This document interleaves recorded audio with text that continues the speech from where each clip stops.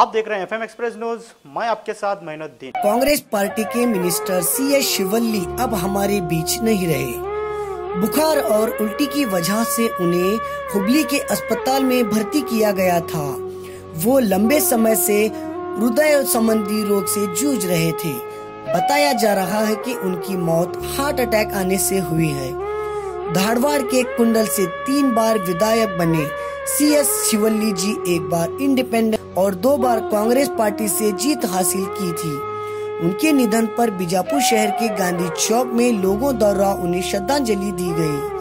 सचिवराದಂತ ಶಿವಳ್ಳಿ ಸಾಹೇಬರ ಒಂದು ನಿಧನದ ಸುದ್ದಿ ಬಹಳ ಒಂದು ನಮಗೆ ದುಃಖದ ಸಂಗತಿಯಾಗಿದೆ. ಯಾಕಂದ್ರೆ ಇವತ್ತು ಅವರು ಇದೇ ತಾನೇ ನಮ್ಮ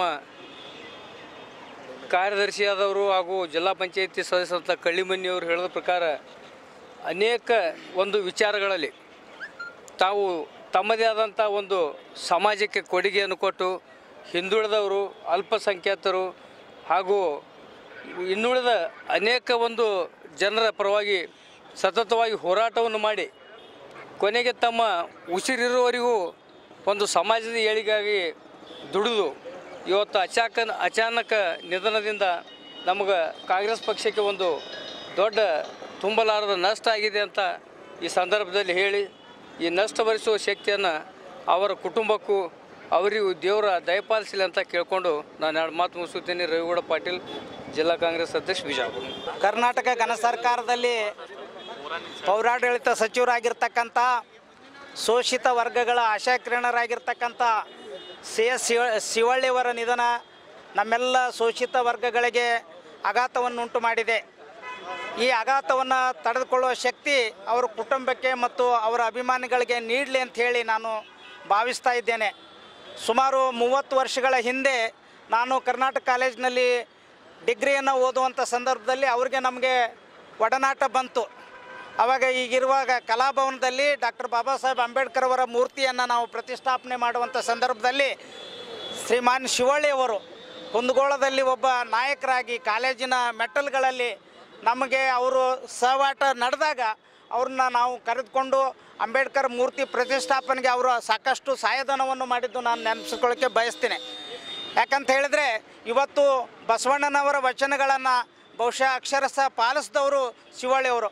ಅವ್ರ ಮನೆಗೆ ಯಾರಾದರೂ ಹೋದ್ರೂ ಕೂಡ ಒಂದು ತುತ್ತು ಅನ್ನ ಹಾಕಿ ಅವ್ರಿಗೆ ನೀರು ಕೊಟ್ಟು ಆ ಒಂದು ಸಹೃದಯ ಮಾತಾ ಹೃದಯದ ಒಂದು ಮನುಷ್ಯ ಇವತ್ತು ನಮ್ಮನ್ನೆಲ್ಲ ಬಿಟ್ಟು ಅಗಲಿದ್ದಾನಂಥದ್ದು ಭಾಳ ದುರ್ದೈವದ ಸಂಗತಿ. ಯಾಕಂದರೆ ಇವತ್ತು ಆ ಧಾರವಾಡದಲ್ಲಿ ಇರ್ತಕ್ಕಂಥ ಧಾರವಾಡದಲ್ಲಿ ಇರ್ತಕ್ಕಂಥ 18 ತಾಲೂಕುಗಳಲ್ಲಿ ನಾವು ಅವ್ರನ್ನ ಸುಮಾರು ಅಹಿಂದ ಚಳುವಳಿಯನ್ನು ಆ ಕಾಲದಲ್ಲೇ ಪ್ರಾರಂಭ ಮಾಡಿದ್ದೆವು. ಬಹುಶಃ ದಲಿತ ಸಂಘರ್ಷ ಸಮಿತಿ ಅವಾಗೇ ಆ ಸಂವಿಧಾನ ಪ್ರಣಾಳಿಕೆಯನ್ನು ಬಿಡುಗಡೆ ಮಾಡಿದ್ದನ್ನು ಕೂಡ ಆ ಸಂದರ್ಭದಲ್ಲೇ 87-88ರಲ್ಲಿ. ಬಹುಶಃ ಅದನ್ನು ನಾನು ನೆನಪಿಸ್ಕೊಳ್ಳೋಕ್ಕೆ ಬಯಸ್ತೇನೆ. ಯಾಕಂತ ಹೇಳಿದರೆ ಶಿವಳ್ಳಿಯವರು ಶೋಷಿತರ, ದೀನದಲಿತರ, ಅಲ್ಪಸಂಖ್ಯಾತರ, ಹಿಂದುಳಿದವರ, ಧ್ವನಿ ಇಲ್ಲದವರಿಗೆ ಧ್ವನಿಯಾಗಿದ್ದರು. ಇವತ್ತು ಸಮ್ಮಿಶ್ರ ಸರ್ಕಾರದಲ್ಲಿ ಒಂದು ವಿನೂತನ ಒಂದು ಕ್ರಾಂತಿಕಾರಿ ಒಂದು ಮಸೂದೆಯನ್ನು ತರಲಿಕ್ಕೆ ಪ್ರಯತ್ನ ಮಾಡಿದ್ದನ್ನು ನಾನು ಇಲ್ಲಿ ಹೇಳಲಿಕ್ಕೆ ಬಯಸ್ತೀನಿ. ಯಾಕಂತ ಹೇಳಿದರೆ ಪೌರಾಡಳಿತ ಸಚಿವದಲ್ಲಿ ಪೌರ ಕಾರ್ಮಿಕರಂತ ಹೇಳಿ ಏನು ಸೇವೆ ಮಾಡ್ತಾ ಇದ್ದಾರಲ್ಲ ಅವರಿಗೆ ಈ PF ಮತ್ತು EF ಕೊಡಲಾರದಂಥ ಸಂದರ್ಭದಲ್ಲಿ ಇವತ್ತು ಸರ್ಕಾರ ಒಂದು ಆದೇಶವನ್ನು ಮಾಡಿ ಬಹುಶಃ ಅವರಿದ್ದರೆ ಮುಂಬರುವಂಥ ಅಧಿವೇಶನದಲ್ಲಿ ಆ ಬಿಲ್ಲನ್ನು ಪಾಸ್ ಮಾಡ್ತಾಯಿದ್ರು. ಬಹುಶಃ ಆಗಲಿಕ್ಕೆ ನಮ್ಮನ್ನು ಭಾಳ ನೋವು ಉಂಟು ಮಾಡ್ತಾ ಇದೆ. ಯಾಕಂತ ಹೇಳಿದ್ರೆ ಪೌರ ಕಾರ್ಮಿಕರಿಗೆ ಇಡೀ ದೇಶವನ್ನು ಸ್ವಚ್ಛ ಮಾಡ್ತಕ್ಕಂಥ, ಬೆಳಗ್ಗೆ ಎತ್ತಕ್ಕ ಸುಂದರವಾದ ಕರ್ನಾಟಕ ಮತ್ತು ದೇಶವನ್ನು ಸ್ವಚ್ಛ ಮಾಡ್ತಕ್ಕಂಥ ಏನು ಪೌರ ಕಾರ್ಮಿಕರಿಗೆ ಒಂದು ಕನಿಷ್ಠ ಏನು ಉದ್ಯೋಗ ಕೊಡಬೇಕು, ಅವ್ರಿಗೆ ಸರ್ಕಾರದಲ್ಲಿ ಒಂದು ನೇಮಕಾತಿ ಮಾಡಬೇಕಂತ ಹೇಳಿ ಕನಿಷ್ಠ ವೇತನವನ್ನು ಮಿನಿಮಮ್ ವೇಜಸ್ ಸ್ಕೇಲನ್ನು ಜಾರಿ ಮಾಡಲಿಕ್ಕೆ ಭಾಳಷ್ಟು ಶಿವಳ್ಳಿಯವರು ಉತ್ಸುಕರಾಗಿದ್ದರು. ಅಂಥವರ ಅಗಲಿಕೆ ನಮ್ಮೆಲ್ಲರನ್ನ ಬಹಳ ದುಃಖವನ್ನು ಮಾಡಿದೆ.